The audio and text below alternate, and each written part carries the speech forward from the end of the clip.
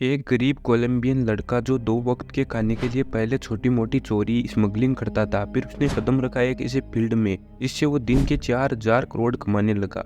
उसने अपने डॉलर को रखने के लिए 800 से ज़्यादा घर बनवाए, लेकिन फिर भी डॉलर्स को रखने के लिए जगह कम पड़ रही थी। इसकी अमीरी का अंदाजा इससे लगा लो, एक बार इसकी 2 साल की छोटी सी बेटी को जंगल में रात को ठंड लग रही थी, तो ठंड से बचाने के लिए इसने $2 मिलियन मतलब 16 करोड़ के नोट जला दिए जंगल में ठंड से बचने के लिए एक ही रात में। तो आखिर इसके पास इतने पैसे आए कहाँ से, और इतने पैसे वाला आदमी क्यों 2 साल तक जंगल में भटकता रहा?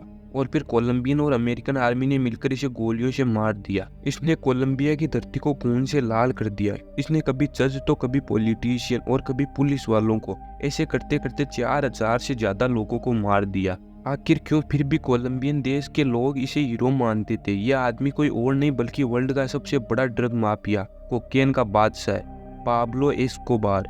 आज हम इस वीडियो में पाब्लो एस्कोबार, एक गरीब लड़के से लेकर किंग ऑफ कोकेन तक का सफर देखेंगे। तो आपका मन हो तो वीडियो को लाइक करके चैनल सब्सक्राइब भी कर देना। अब चलो शुरू करते हैं इस ड्रग माफिया की डार्क स्टोरी को। यह कहानी शुरू होती है 1 दिसंबर 1949 को। कोलंबिया के एक छोटे से गांव में पाब्लो एस्कोबार का जन्म होता है, एक मिडिल क्लास फैमिली में। बाप फार्मर, माँ स्कूल टीचर। पाब्लो छोटा था तब से ही छोटी मोटी चोरियां, स्मगलिंग जैसे काम करता था। स्कूल में पढ़ाई लिखाई से कोई मतलब नहीं था। वो हमेशा फेल होता रहा है क्योंकि उसकी सोच बहुत बड़ी थी। वो कहता था मुझे पॉलिटिशियन बनना है, बनकर गरीब लोगों की मदद करूंगा। लेकिन रियलिटी अलग थी, क्योंकि 20 साल की उम्र तक पाब्लो कार्स चुराता था।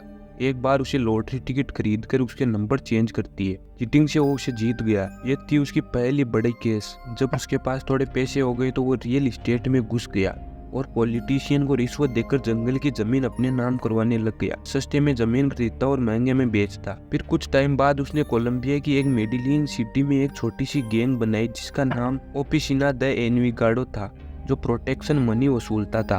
1970 के आसपास अमेरिका में नशीले पदार्थों की बड़ी डिमांड थी। पाब्लो ने अमेरिका में मरिजुआना यानी गांजे की स्मगलिंग करना शुरू कर दिया।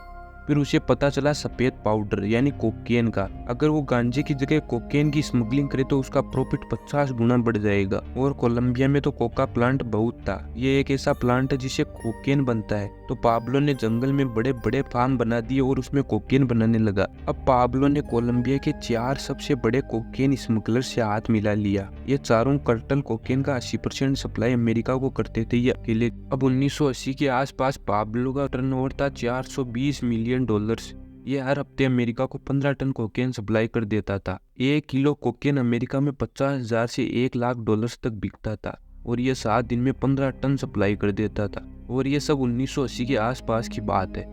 तो सोचो 420 मिलियन उस वक्त कितने होते होंगे। उसने बहुत सारे हेलीकॉप्टर और प्लेन्स खरीद लिए ताकि कोकेन की सप्लाई आराम से हो सके। इसके पास 2 सबमरीन भी थी। अब सोच कर देखो, उस वक्त कई देशों के पास भी सबमरीन नहीं थी, इसके पास 2 थी। इसने एक बार बोला मेरे पास इतना पैसा है, मेरे 10% डॉलर को हर साल चूहे खा जाते हैं। और ये बात सही भी थी, क्योंकि इसके पैसे किसी बैंक में तो रखे नहीं थे, क्योंकि इलीगल कमाई थी। इसलिए ये पैसों को जंगल में गाड़ देता, अपने 800 घर भी भर दिए। पाब्लो ऐसे ऐसे तरीकों से कोकेन को अमेरिका में स्मगलिंग करता था जिनको सुनकर आप हैरान रह जाओगे। वो पहले तो मछलियों के पेट में कोकेन डाल देता और उन्हें अमेरिका भेज देता।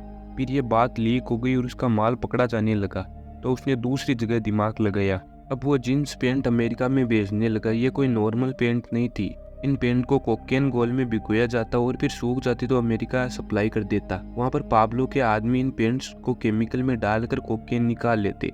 अब ये बात भी लीक हो गई और इसका माल पकड़ा जाने लगा। इसका नुकसान बहुत बढ़ गया था। उसने जींस पैंट बेचना चालू रखा, लेकिन अब कोकेन जींस पैंट में नहीं बल्कि उसके कवर में डाल दी। वहाँ पर उसके आदमी इन कवर्स को केमिकल में डाल देते और कोकेन निकाल लेते। पाब्लो कोलंबिया में छिपा बैठा था और अपनी सेफ्टी के लिए खुद की आर्मी भी बना ली थी। और एक ऐसी आर्मी भी बनाई जो केवल पाब्लो के दुश्मन और पाब्लो के खिलाफ बोलने वालों को ही मारती थी।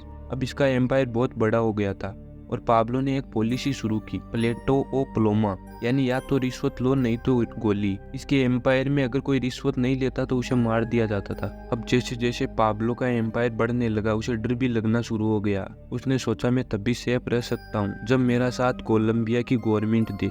उसने गवर्नमेंट के सामने एक प्रपोजल रखा। इसमें गवर्नमेंट से कहा, अगर आप मेरे काम में मेरा साथ दोगे तो मैं कोलंबिया का कर्जा उतार दूंगा। गवर्नमेंट ने साफ मना कर दिया। अब उसने सोचा ये गवर्नमेंट तो मेरा साथ देगी नहीं, मैं खुद की गवर्नमेंट बना लूं।